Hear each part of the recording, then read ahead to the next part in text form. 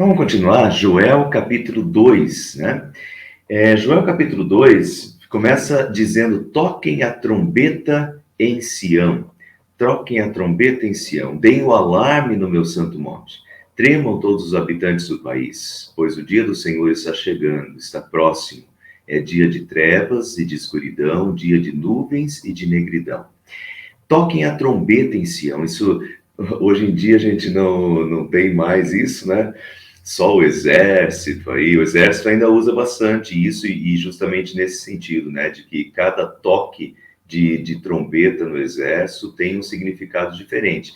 E era exatamente isso, se a gente for voltar lá para Gênesis, Êxodo, Levítico, Números e Deuteronômios, a gente vai ver que Deus até tinha instruído o povo sobre os toques de trombeta, toques longos, normalmente chamavam as pessoas para se juntar em assembleia, toques curtos, às vezes botavam o povo de Israel a caminho, né, no deserto, por exemplo, e assim tinham diversos toques longos, curtos.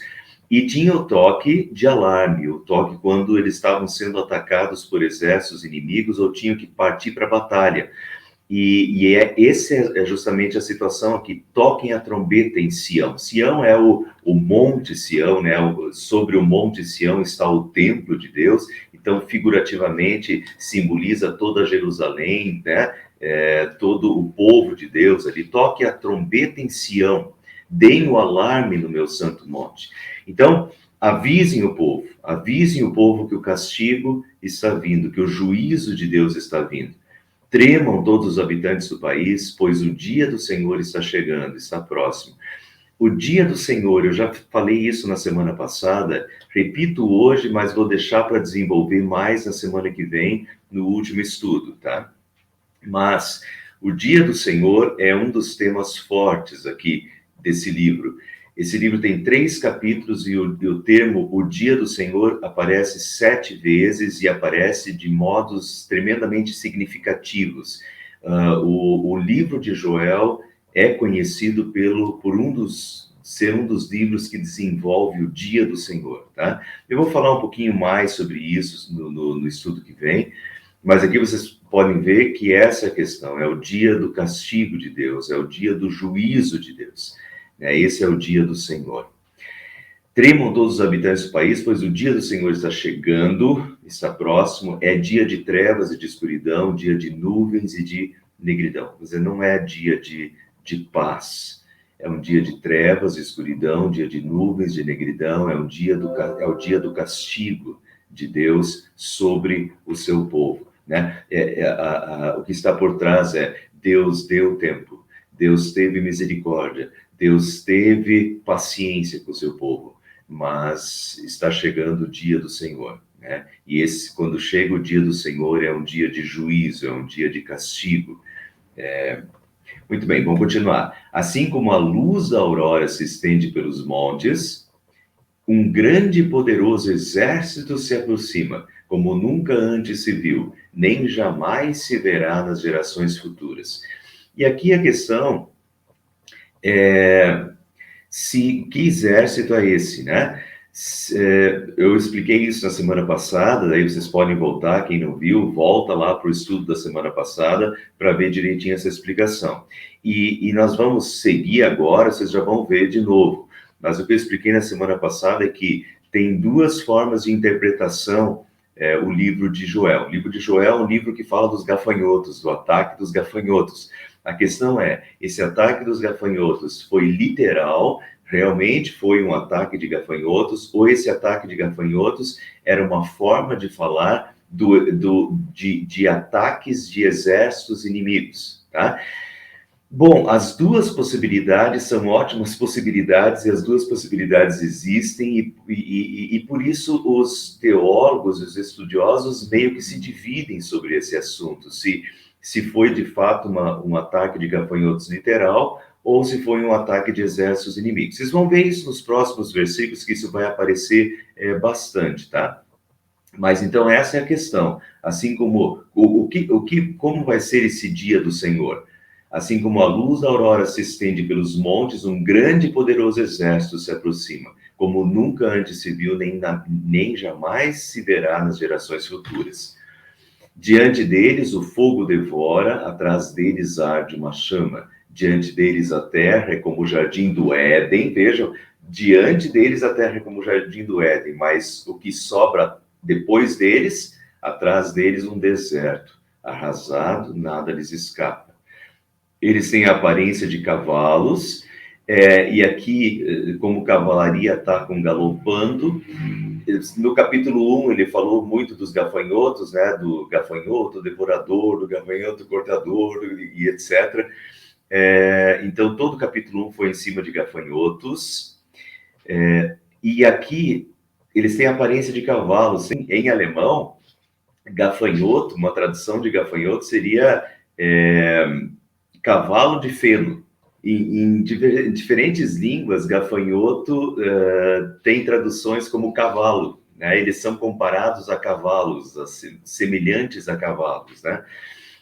Então, eles têm aparência de cavalos, como cavalaria atacam galopando, com um barulho semelhante ao de carros, saltam sobre os cumes dos montes, com um fogo crepitante que consome o restolho, como um exército poderoso em posição de combate, né? Barulho semelhante aos de carros, ao de carros. O barulho dos gafanhotos, eu falei na semana passada, né? Às vezes nuvens de 15 quilômetros, nuvens de 15 quilômetros de gafanhotos. Então, o som que eles fazem diz que é aterrorizante, como eles comem, né? O som deles comendo, o som deles voando, é aterrorizante, né? Diante deles, povos se contorcem angustiados, todos os rostos ficam pálidos de medo. Eles atacam como guerreiros, escalam muralhas como soldados. Daí, por isso aqui, vocês notem que dá a impressão que ele realmente está falando dos gafanhotos e não de exércitos, né? Ele está comparando a exércitos. Eles atacam como guerreiros, mas ele não está falando... Se aqui fosse, de fato, exércitos mesmo, aqui talvez ele usaria uma linguagem mais literal, né? E usaria eles atacam, né? Eles são guerreiros atacando. Aqui ele está comparando, parece que ele está comparando o ataque dos gafanhotos ao ataque de exércitos. Eles atacam como guerreiros, escalam muralhas como soldados. Todos marcham em linha sem desviar-se do curso, não empurram uns aos outros, cada um marcha sempre em frente, avançam por entre os dardos sem desfazer a formação, lançam-se sobre a cidade, correm ao longo da muralha. De novo, parece, né, realmente insetos, sobem nas casas, como ladrões entram pelas janelas, diante deles a terra treme, os céus estremecem, o sol e a lua escurecem, as estrelas param de brilhar. Parece uma testemunha ocular, quer dizer, alguém que presenciou isso. Parece que Joel, de fato, viveu esses dias e presenciou esse ataque, né, dos gafanhotos, não só dos gafanhotos, mas dessas 4 levas de gafanhotos que simplesmente arrasaram a terra, né? O Senhor levanta a sua voz à frente do seu exército. Como é grande o seu exército, como são poderosos os que obedecem à sua ordem. Como é grande o dia do Senhor, como será terrível, quem poderá suportá-lo. E aqui, pessoal, é interessante ver que o Senhor levanta a sua voz à frente do seu exército. Como é grande o seu exército. Portanto, é o exército do Senhor. É Deus quem está comandando isso. E Deus está comandando juízo e justiça e castigo, né? Então é interessante, Deus está comandando isso e Deus realmente está mandando isso. E os dois são verdade. No Antigo Testamento, eu já vou mostrar para vocês a continuação dos estudos. Se foram gafanhotos, Deus os mandou. É claramente um castigo, né? E a gente viu isso no estudo passado, que pragas de gafanhotos estavam previstas na quebra da aliança. na situação de quebra da aliança. Se o povo quebrasse a aliança com Deus, um dos castigos previstos na quebra da aliança, lá no Pentateuco, era pragas de gafanhotos. Então, não é de se estranhar o que está acontecendo aqui. O Senhor levanta sua voz à frente do seu exército. Deus levanta e Deus manda essas ondas sucessivas de gafanhotos para castigar a sua terra e para castigar o seu povo, como uma forma de correção e de disciplina sobre o seu povo, chamando o seu povo ao arrependimento. E é um dia de castigo, é um dia de punição, mas é uma punição com o objetivo de chamar o seu povo ao arrependimento. Assim como pai e mãe, que quando corrige, quando castiga, o objetivo não é que não ame os seus filhos, é por amar os seus filhos que dão castigos, correções, punições aos seus filhos, para fazê-los entender que isso não pode ser feito, isso é errado, né? Então, essa é a questão. Mas o Senhor levanta a sua voz à frente do seu exército, e o exército aqui é dos gafanhotos, ou o exército realmente das forças inimigas. E isso também, eu vou mostrar isso daqui a pouco para vocês, que também é verdade que Deus usa a Síria e a Babilônia como os chicotes e os martelos em suas mãos. Eu falei sobre isso num culto aí há cerca de 2 meses atrás, e mostrei isso também, de que Deus fala isso, que Deus usou a Síria e a Babilônia como o chicote e o martelo, métodos de punição sobre o seu povo, para fazer o seu povo acordar, né, do seu mau caminho e voltar para Deus. Como são poderosos que obedecem a sua ordem, como é grande o dia do Senhor. E esse é o dia do Senhor. O dia do Senhor é um dia do juízo, né? Vai ter o juízo final, nós vamos falar sobre ele na semana que vem, mas o juízo de Deus, e é um dia de castigo, é um dia de julgamento, né? Deus tem paciência, Deus tem misericórdia, mas chega o dia que Deus é juiz, e que Deus julga, e que Deus castiga, e que Deus pune o pecado, né? E aqui é o grande dia do Senhor. Como será terrível. Como foi terrível e como será terrível. Quem poderá suportá-lo? Então, essa é a ênfase do livro de Joel, é o dia do Senhor, o povo está no caminho errado, o povo está em pecado, o povo já não reconhece mais os seus pecados, está diante de Deus, e Deus vai chamando, e Deus envia os profetas, e Deus chama ao arrependimento, mas chega o dia em que Deus faz justiça e juízo. Isso aconteceu diversas vezes na história da humanidade, isso aconteceu, um juízo final antecipado, como é chamado. Isso aconteceu nos dias de Noé, né? O que aconteceu com Noé, Deus acabou com a humanidade, só sobrou Noé e sua família, os únicos fiéis. Isso foi um dia de juízo, o juízo final antecipado. E assim vai acontecendo no decorrer das épocas, em que Deus vai tendo paciência com os pecados, Deus vai chamando ao arrependimento, mas chega uma hora em que Deus exerce juízo, né? E esse é o dia do Senhor. E esses dias do Senhor vão acontecendo na história da humanidade, e o final do estudo de hoje vai ser que também podem acontecer na nossa vida, né? Não só sobre as nações, mas também pode acontecer na nossa vida, e que Deus, às vezes, precise usar métodos disciplinares na nossa vida também. Mas esse é sempre terrível, né? Isso é o último, o último recurso de Deus, não isso se chama, tem a obra própria de Deus, e a obra própria de Deus é amor, e Deus tem prazer em amar e em perdoar e tudo. E tem a obra alheia de Deus. A obra alheia de Deus é quando Deus realmente exerce castigo e juízo que ele não quer exercer, mas quando ele precisa exercer, ele exerce. Quando Deus precisa exercer justiça e juízo e castigo, então é terrível, né? Mas vamos entender essa questão aqui. Os profetas enxergavam o presente e o futuro num só quadro, tá? E aqui eu acho que tem três dimensões, Joel, né? Pelo menos duas dimensões tem, talvez três dimensões. Então, aqui, para exemplificar nesse quadro, a gente tem essa primeira, né? Está mais perto aqui, a gente vê a casa, tal, esse primeiro morro. Desse primeiro para esse segundo morro aqui, sei lá, se a gente fosse descer a pé, não sei quantas horas a gente levaria para descer esse morro até chegar naquele morro. Às vezes, de um morro desse até o outro morro, tem 2, 3 quilômetros ou mais, né? E lá atrás a gente tem uma terceira dimensão ainda, uma terceira cordilheira lá atrás. Dessa daqui para essa já tem lá, sei lá, 2, 3 quilômetros. Dessa para essa deve ter pelo menos aí mais uns 7 quilômetros, talvez, ou mais, né, dessa cordilheira para essa. Mas quando a gente enxerga a imagem, a gente enxerga uma imagem só. Mas a gente sabe que desse para esse tem um grande espaço e desse para esse tem mais um grande espaço. E muitas vezes é assim que os profetas enxergam também, né?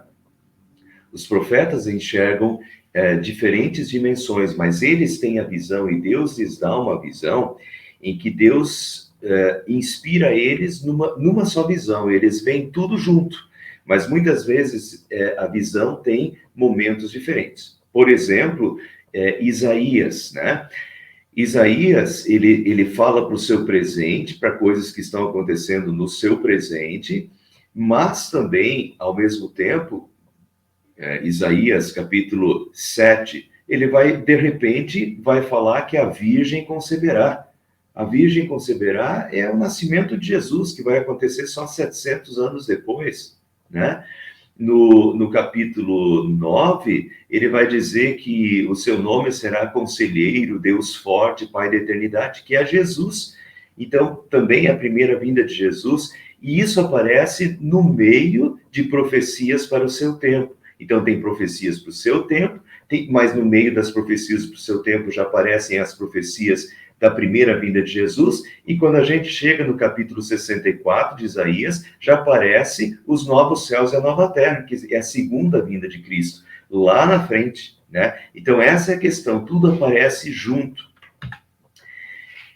né? Então o profeta está recebendo, e o profeta recebe uma visão só, mas essa visão às vezes tem a ver com a época do profeta, tem a ver, provavelmente Joel tem a ver com o cativeiro babilônico e também com a segunda vinda de Cristo. E isso tudo está em Joel.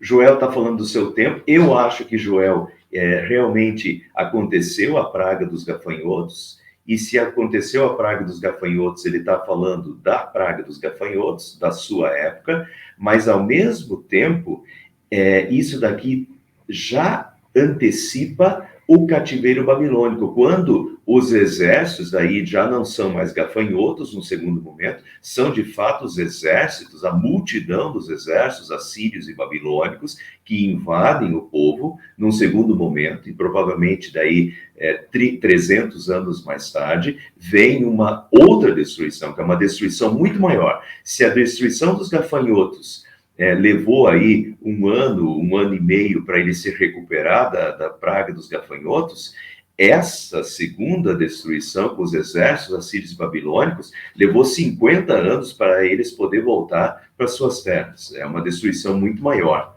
né? E também, ao mesmo tempo, e o capítulo 3 mostra isso, a terceira dimensão. E a terceira dimensão é do dia do Senhor, o dia final, o dia do julgamento final, né, com a segunda vinda de Cristo. Então, a gente tem que ter essas dimensões. Todos os profetas têm essas diferentes dimensões, mas quando a gente está olhando, tudo isso está num quadro só. E deixa eu mostrar para vocês, então. Por mais que eu acredite que, de fato, essa praga dos gafanhotos aconteceu e Joel presenciou essa praga dos gafanhotos, e essa é a primeira dimensão, no texto também já aparece a segunda dimensão, né? A dimensão em que Deus também já está profetizando a vinda, se o povo não se arrepender, a vinda e uma destruição muito maior causada pelos assírios e babilônicos. E daí vejam, Joel 2,20 diz assim: levarei o invasor que vem do norte para longe de vocês. Isso é depois, quando Deus já está consolando o povo, mas vejam, levarei um invasor que vem do norte para longe de vocês. Para longe de vocês significa que ele já esteve perto, e aí que está, essa é a dimensão do meio. Deus já está profetizando a invasão dos impérios assírios e babilônicos aqui. Então, e agora veja, levarei um invasor que vem do norte para longe de vocês. O invasor que vem do norte, então, já invadiu e já causou destruição. Quem é o invasor que vem do norte? E daí vamos cruzar essas informações com outros profetas. Jeremias 1, 14 e 15 diz: Então o Senhor disse, do norte virá a destruição, que se derramará em cima de todos os que vivem nessa terra. Eu vou chamar todas as nações do norte, os reis dessas nações chegarão aqui e colocarão o seu trono em frente dos portões de Jerusalém, em volta das suas muralhas e também em volta das outras cidades de Judá. De quem Jeremias está falando? Do Império Babilônico. Não é Jeremias que está falando, é Deus que está falando. Então o Senhor disse, do norte virá a destruição. Então vejam, essa destruição. Por mais que num primeiro momento, talvez, o que o profeta estava falando é sobre a destruição que veio com os gafanhotos, no meio dessas profecias já está profetizado a segunda invasão e a segunda destruição, que é a destruição já com o Império Babilônico, né? Esse que veio do norte, né? Que vem do norte. Então, do norte virá destruição, que se derramará em cima de todos que vivem na terra. Vou chamar as nações do norte. Note de novo que é Deus falando, é Deus quem chama. Essas nações do norte são usados, são instrumentos das mãos de Deus para o castigo e para o juízo, para o dia do Senhor sobre o seu povo. É um castigo sobre o seu povo de novo, depois de 300 anos de chamado ao arrependimento. O povo não se arrependeu, então vem o castigo, vem o dia do Senhor, e é um dia de novo tremendo, né? Os reis dessas nações chegarão ali, colocarão o seu trono em frente aos portões de Jerusalém. Foi exatamente o que aconteceu com Nabucodonosor, quando Nabucodonosor coloca suas tropas e cerca os muros de Jerusalém, em volta das suas muralhas, também em volta das outras cidades. Vejam outro capítulo. Mostrem o caminho que vai a Sião, corram para os abrigos, não demorem. Do norte Deus vai trazer desgraça, Deus vai trazer, de novo, né? São os meus exércitos, diz Deus lá em Joel capítulo 2, Deus vai trazer a desgraça e grande destruição. Como um leão que sai do seu esconderijo, um destruidor de nações vem vindo para acabar com o povo de Judá. Para acabar com o povo de Judá. É dia de destruição, é dia de punição, é dia de castigo. É uma antecipação do juízo final. O juízo final é exatamente isso, é um dia de castigo. É um dia em que todos vão tremer e todo joelho vai se dobrar diante do Senhor, né? Diante de Cristo. Para acabar com o povo de Judá, as cidades de Judá serão destruídas e ninguém morará nelas. Ninguém morará nelas. A destruição foi total. Assim como na época de Joel, a destruição foi total com os gafanhotos. 300 anos mais tarde, quando o Império Babilônico invadiu e queimou, né? Queimou as casas, queimou Jerusalém. E Jerusalém virou um monte de ruínas, diz que virou terra para os chacais do deserto, quer dizer, nada sobrou, né? Foi tudo destruído, ninguém morará nelas, né? Essa é a profecia. Então, num primeiro momento, os gafanhotos devastaram a terra. Num segundo momento, 300 anos mais tarde, outro dia do Senhor, outro dia de castigo, agora com os babilônios, foi devastação total da terra novamente, né? E, por fim, Ezequiel, o profeta Ezequiel também fala a mesma coisa. O Senhor Deus diz, eu vou trazer da Babilônia o rei Nabucodonosor, o mais poderoso de todos os reis, para atacar Tiro. Ele virá do norte, de novo, com um forte exército, com cavalos e carros de guerra e com cavalaria. Então, notem que esses outros profetas, de novo, não resta dúvida de que o profeta Joel também tem isso em vista, embora talvez Joel nem soubesse disso. Joel, assim como todos os profetas, ele recebe uma mensagem de Deus, ele recebe uma visão de Deus e ele tem que anunciar essa visão que ele recebe.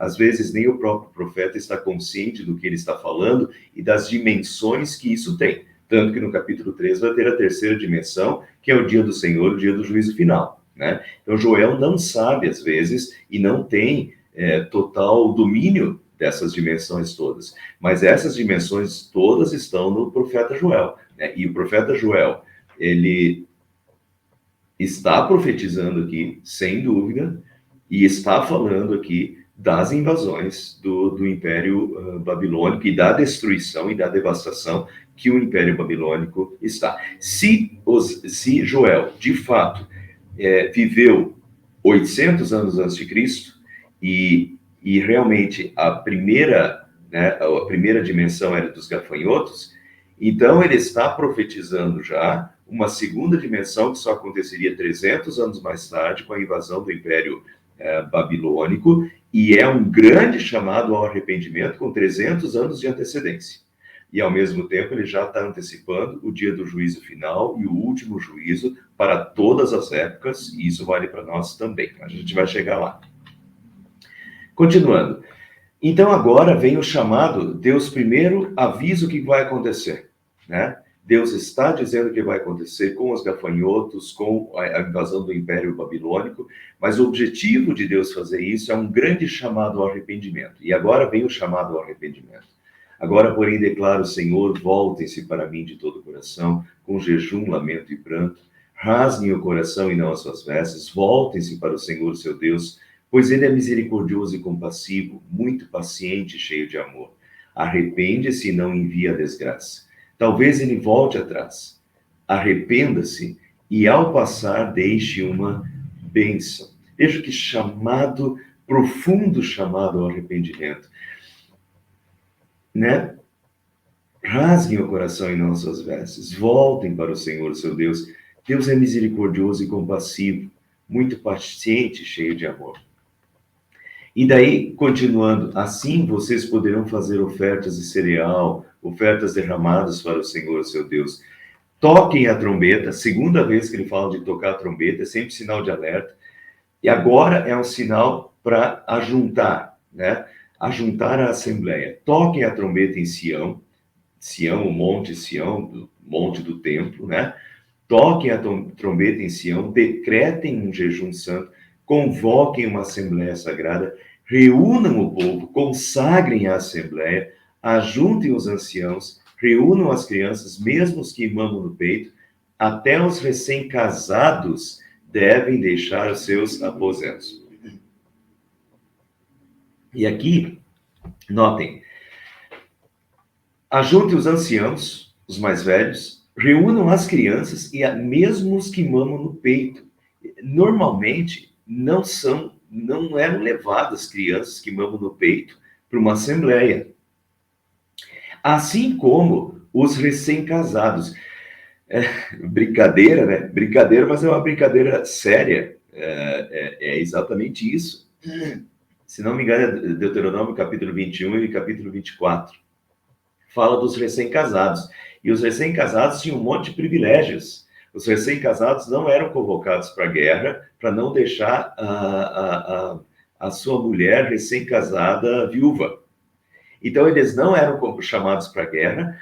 Eles, durante um ano, eram amenizados os seus deveres, né? Isso está lá em Deuteronômio capítulo 24, se não me engano. Então, eles não, durante um ano, eles tinham muitos privilégios legais, porque eles tinham, até Deuteronômio 24 diz assim, que eles, durante um ano, eles devem fazer felizes as suas esposas, quer dizer, eles tinham diversos privilégios. Então, durante esse um ano, eles nem seriam chamados para uma assembleia, mas aqui Deus não os deixa fora.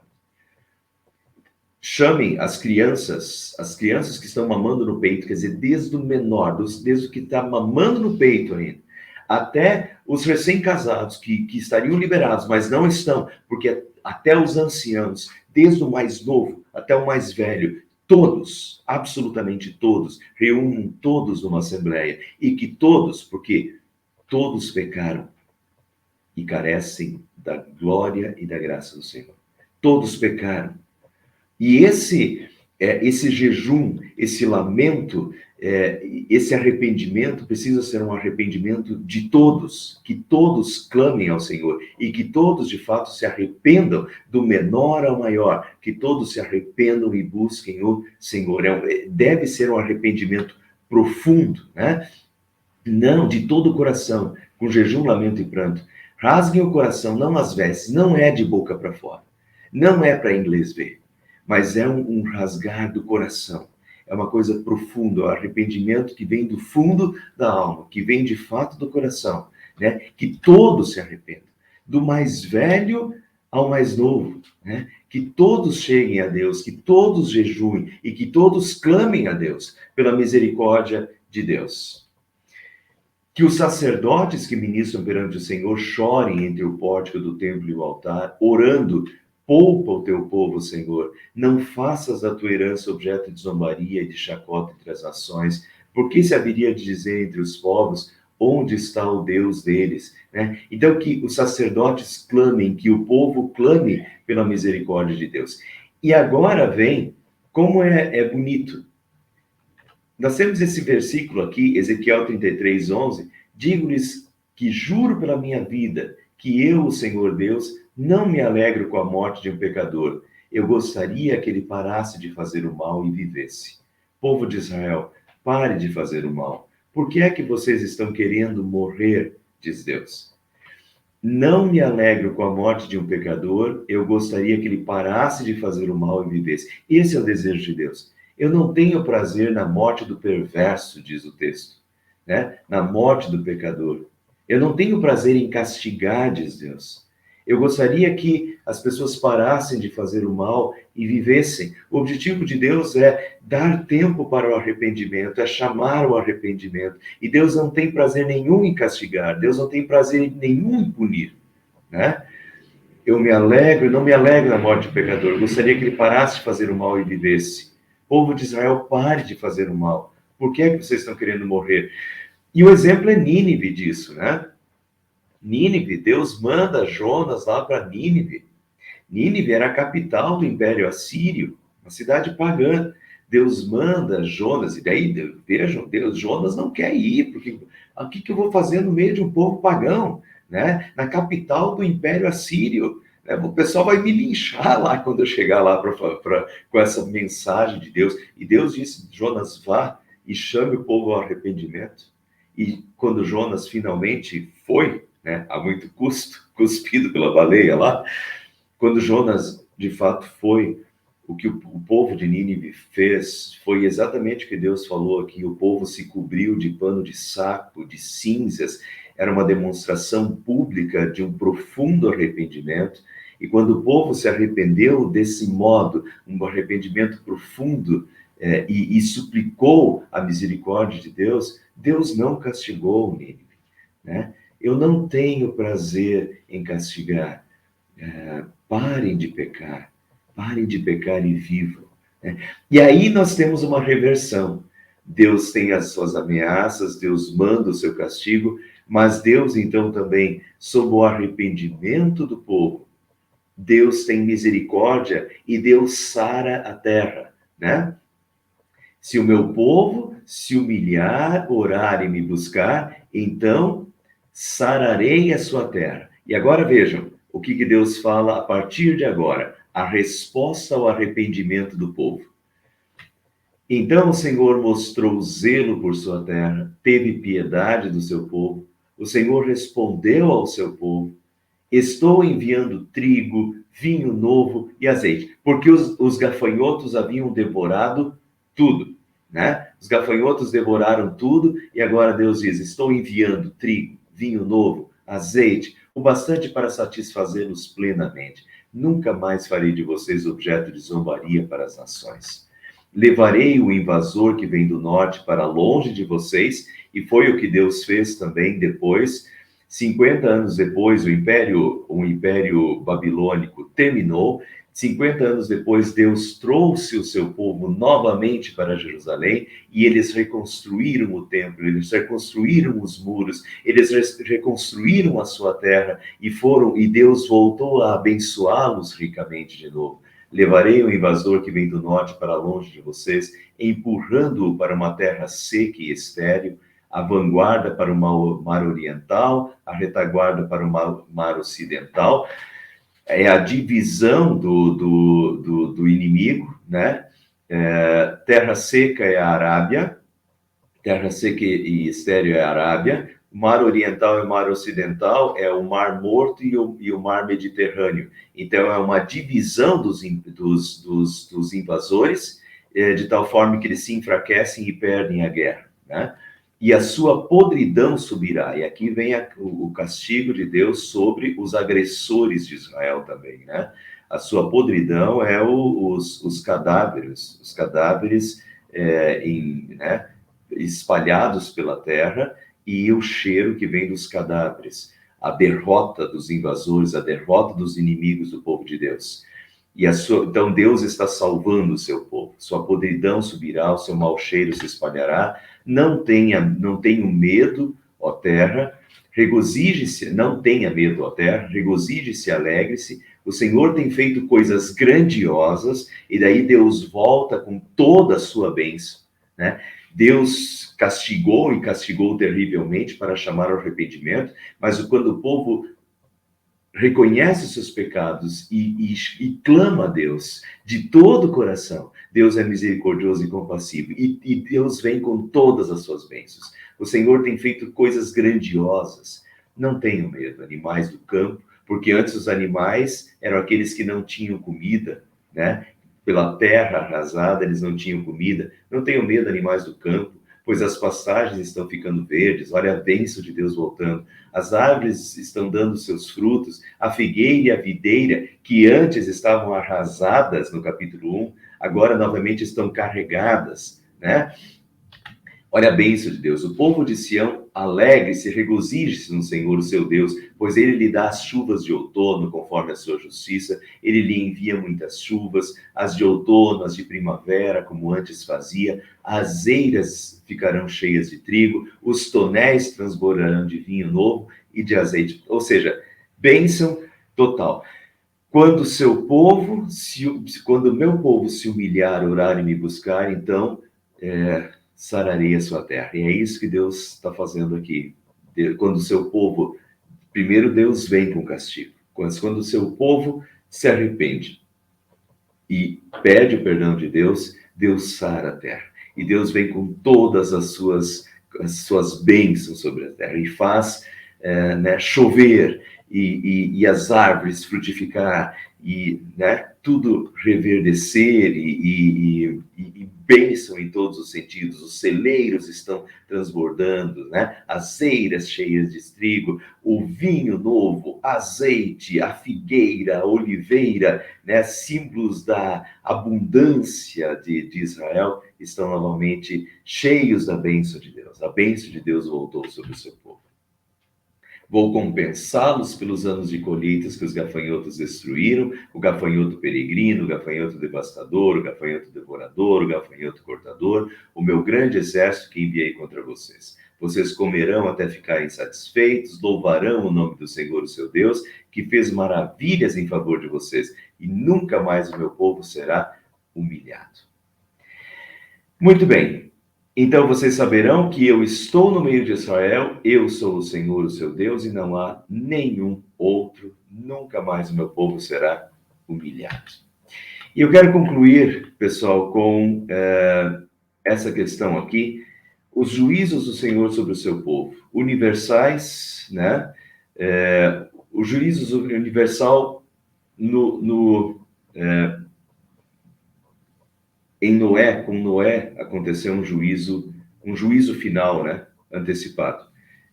Com Noé, Deus foi um castigo universal. Deus castigou a todos, né? Só sobrou Noé. Foi um recomeçar da raça humana, né? Com Noé.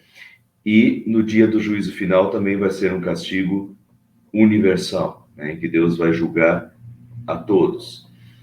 Tem os castigos nacionais também, os juízos do Senhor sobre o seu povo nacionais. Foi o que aconteceu quando, né, talvez com os gafanhotos, com o Império Assírio dominando o Reino do Norte, invadindo o Reino do Norte, o Império Babilônico dominando, invadindo e arrasando o Reino do Sul. Foram castigos nacionais e juízos do Senhor nacionais sobre o seu povo. Mas, e nós? Deus pode também exercer juízo e como um método disciplinar sobre as vidas pessoais dos seus filhos? Pode sim. E eu só um alerta antes de eu continuar o texto. Tem que cuidar só para não aplicar isso sempre. Não quer dizer que sempre que alguma coisa me acontecer é porque Deus está me castigando, Deus está me disciplinando, tá? Nem sempre. No caso de Jó, por exemplo, aparentemente não foi uma disciplina. Pode até ter sido uma provação, mas não diz lá que foi uma disciplina. Nem sempre pobreza é sinal de que Deus está disciplinando alguém ou que Deus está exercendo juízo sobre Deus. Assim como riqueza, né, não quer dizer que uma pessoa está sendo fiel a Deus. Às vezes uma pessoa rica pode estar sendo infiel a Deus, né, e Deus vai cobrar ela disso. E nem sempre pobreza significa que Deus não está abençoando, né? Mas que muitas vezes Deus usa métodos como esse, Deus já usou métodos como esses na história para chamar o seu povo ao arrependimento e os seus filhos ao arrependimento e disciplinar os seus filhos, isso é verdade. Então, ao mesmo tempo que o que eu quero falar para vocês reflexão, reflitam, tá? Não achem logo que Deus está castigando, mas pelo menos reflitam. Se Deus não está querendo, eventualmente Deus não está disciplinando, né? Quando alguma coisa dessas acontecer, se Deus eventualmente não está me disciplinando, se eu estou realmente sendo fiel ou se eu estou passando por um momento de disciplina do Senhor. E deixa eu mostrar alguns textos do Antigo Testamento, do Novo Testamento para vocês, que falam da disciplina do Senhor a nível pessoal. Hebreus 12, 5-11 diz assim: Filho meu, não despreze a correção que vem do Senhor, nem desanime quando você é repreendido por ele. Porque o Senhor corrige... Desculpa, deixa eu só passar esse daqui primeiro. Isso aqui é da Santa Ceia. 1 Coríntios 11. Pois quem come e bebe, né, a Santa Ceia, quem come e bebe sem discernir o corpo, come e bebe juízo para si, tá? Juízo para si. Quem está indo para a Santa Ceia sem reflexão, sem arrependimento, e quem come e bebe sem discernir o corpo, come e bebe juízo para si. É por isso que há entre vocês, diz Paulo, muitos fracos, doentes, e não poucos que dormem. Dormem e morreram. E alguns acham que isso aqui é espiritual, mas a maioria acha que isso aqui, de fato, são castigos de Deus físicos. Por que vocês estão nessa situação de pecado, não estão se arrependendo, estão indo para a Santa Ceia nessas circunstâncias, estão comendo juízo para si. E o juízo do Senhor se demonstra fisicamente. É por isso que há entre vocês fracos, doentes e não poucos que já morreram, que dormem. Então, Deus realmente exerce juízo sobre vidas. E fracos, doentes, e às vezes... Uma doença pode ser um método disciplinar de Deus sobre a vida de uma pessoa, para fazer a pessoa acordar do seu mau caminho, tá? Então, Deus pode usar métodos disciplinares quando o seu povo está em pecado. E a gente tem que se questionar. Porque se julgássemos a nós mesmos, não seríamos julgados por Deus. Se nós julgássemos a nós mesmos e chegássemos a Deus com arrependimento na Santa Ceia, receberíamos dele bênção, vida, né? Perdão e salvação. Mas como nós não nos julgamos a nós mesmos e chegamos irreverentemente sem arrependimento na Santa Ceia, né, nós então somos julgados. Se nós julgássemos a nós mesmos, não seríamos julgados por Deus, mas quando julgados por Deus, né, somos então disciplinados pelo Senhor, para não sermos condenados como o mundo. E o objetivo da disciplina do Senhor, quando nós somos disciplinados pelo Senhor, julgados, juízo de Deus. Quando nós somos julgados por Deus e disciplinados, precisamos receber a disciplina de Deus, para que não sejamos condenados no final, né? É um ato de disciplina por amor, é um chamado de Deus ao arrependimento, mas muitas vezes essa disciplina pode ser exercida, olha aí, fracos, doentes e até morte. Então, são métodos disciplinares de Deus. E agora vem Hebreus 12, 5 a 11. Vejam, filho meu, não despreze a correção que vem do Senhor, nem desanime quando você é repreendido por ele, porque o Senhor corrige a quem ama e castiga todo filho a quem aceita. É para a disciplina que vocês perseveram. Deus os trata como filhos. E qual é o filho a quem o pai não corrige? Mas se estão sem essa correção, da qual todos se tornaram participantes, então vocês são bastardos e não filhos. Se Deus não corrigir a gente, se Deus não nos disciplinar quando a gente precisa, então nós não somos filhos, porque qualquer pai disciplina os seus filhos, que ama. Então, além disso, tínhamos os nossos pais humanos, que nos corrigiam, e nós os respeitávamos. Será que então não nos sujeitaremos muito mais ao Pai espiritual para vivermos? Pois eles, os pais humanos, corrigiam por pouco tempo a esse mundo, segundo melhor lhes parecia. Deus, porém, nos disciplina para o nosso próprio bem, a fim de sermos participantes da sua santidade. Na verdade, toda disciplina, ao ser aplicada, não parece ser motivo de alegria, mas de tristeza.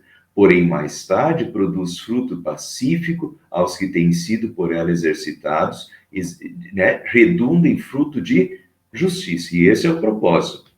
Então, meus irmãos, Deus pode exercer disciplina sobre nós, e muitas vezes Deus talvez esteja exercendo disciplina sobre nós, sim, e Deus às vezes pode usar uma doença como método disciplinar, sim, Deus pode às vezes fazer uma pessoa perder todo o seu negócio e ficar pobre e empobrecida como um castigo e um método disciplinar. Pode, às vezes a pessoa está super arrogante, achando que é só a força dela que está fazendo tudo, e se torna tão soberba que às vezes Deus tem que derrubar do cavalo, tem que humilhar a pessoa completamente, mas não é por falta de amor, é para a salvação eterna, para que a pessoa caia em si e humilhada torne ao Senhor e seja humilde de novo e clame ao Senhor pela sua misericórdia. E quando ela clamar ao Senhor pela sua misericórdia, então Deus vai sarar a vida da pessoa. Sarar talvez em todos os sentidos. Pode ser desde uma questão física até uma questão de negócios, né? E, enfim. Então, de novo, a gente tem que ter cautela com isso, né? Não quer dizer que sempre que alguma coisa acontece comigo é um castigo de Deus, muitas vezes é consequência do mal, mas pode ser usado como método disciplinar do Senhor para com a minha vida?